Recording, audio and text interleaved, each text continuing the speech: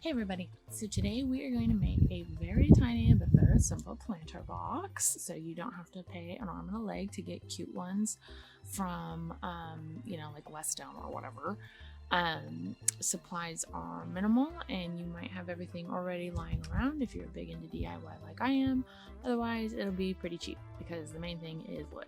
So what you're going to need is you're going to need a jigsaw. That's what I used. Any saw should do it. Hand saw if that's all you've got. Circular saw would be better for straighter cuts. And also a miter saw if you have that. That would work well too. I was too scared to use mine. I'm gonna be straight up with you.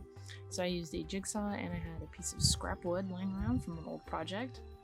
You can use any length you want, but you're gonna have to chop it up into 5 pieces, so make sure it's big enough to actually hold the plant when it's all chopped up. You're gonna need a ruler and a speed square. Now a speed square is gonna make sure you draw a straight line across your wood once you measure out the length of your pieces. And that's really cool. And then you're also going to need a sander to get rid of any splinters, a drill to drill a hole in the bottom for water.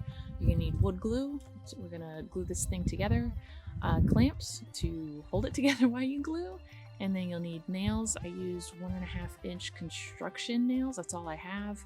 I just got them at Lowe's. They come in a box. You get like a million of them. It is to help hold it together, of course, but also for aesthetics. I think it looks kind of neat against the wood. Hammering those nails. You're going to need water sealer because you're going to be watering your plants, and a pencil, of course.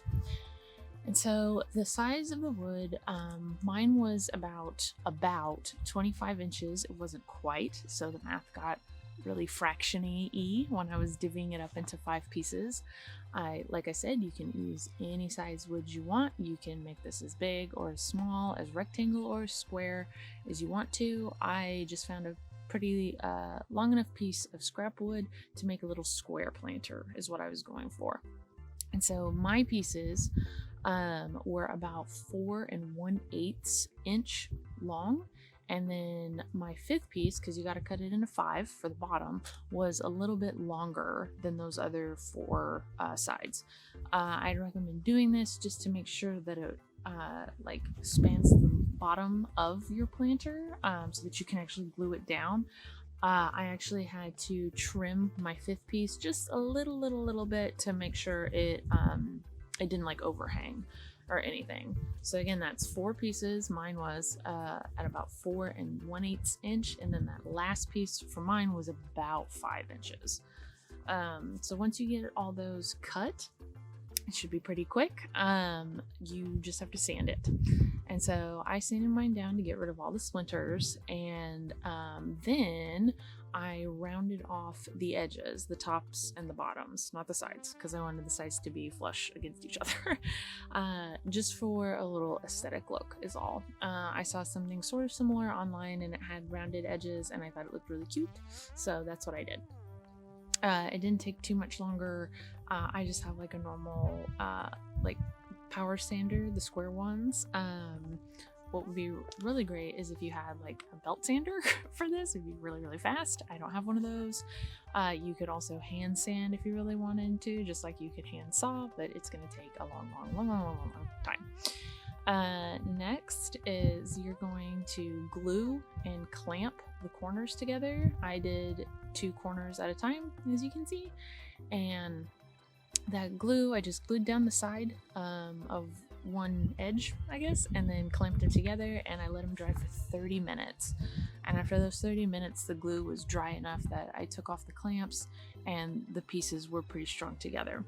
So after that first 30 minutes, then I glued those 2 pieces together, and then you just glue the box together, clamp it all down, and then wait another 30 minutes. So that's an hour of waiting for this glue to dry so far.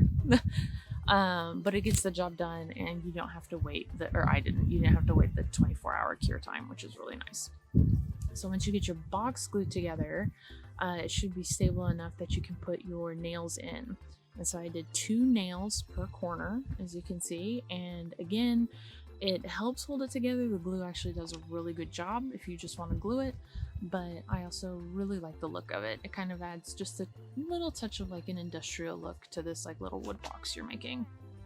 And those are just like flathead 1.5-inch nails. Like there's nothing too special to them. Like I said, I just got a box at Lowe's one time and I just have them laying around.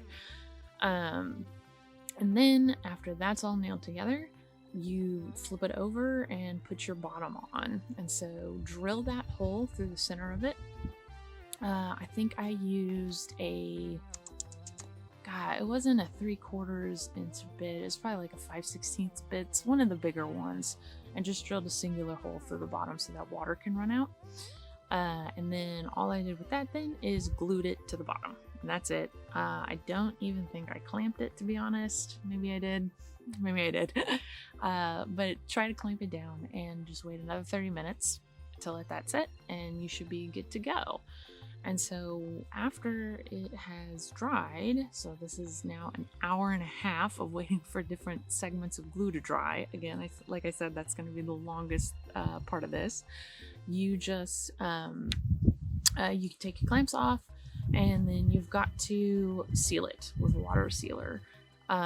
Be sure to do this even if you're using something like cedar, which is pretty water and weather resistant.